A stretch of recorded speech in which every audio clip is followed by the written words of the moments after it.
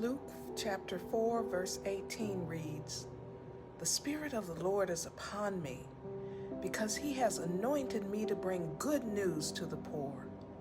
He has sent me to proclaim release to the captives and recovery of sight to the blind, to let the oppressed go free." Friends, today I want to speak to the liberating God who moves in the margins, who meets us in the places the world tries to ignore, and who declares that every soul, yes, every single one, is sacred and worthy.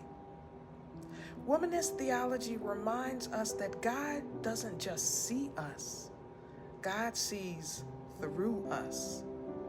God sees through the layers of oppression, the stereotypes and the silencing, right to the heart of who we are.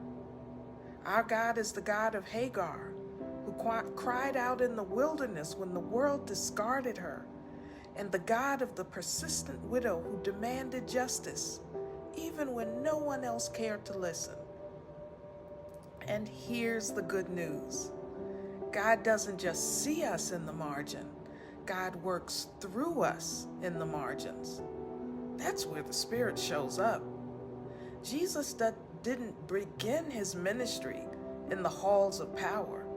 He began it with the outcast, the forgotten, and the brokenhearted.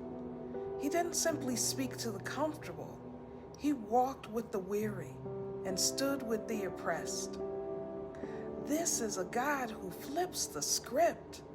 The overlooked become the anointed. The hands worn from years of labor can be hands that heal. The voices silenced by oppression are the very voices that can proclaim freedom. So today, I want to remind you of this truth. Your struggle is not the end of your story. It is the place where God's liberation begins. The systems that try to confine you cannot contain the God who breaks every chain. The world may try to define your worth, but God has already declared you are worthy, fearfully and wonderfully made. You, family, are part of the story of liberation. Your story matters. Your voice matters. The dreams you carry in your heart are not random. They're holy. They are the seeds God has planted to build a better world. A world where justice rolls down like waters and righteousness like an ever-flowing stream.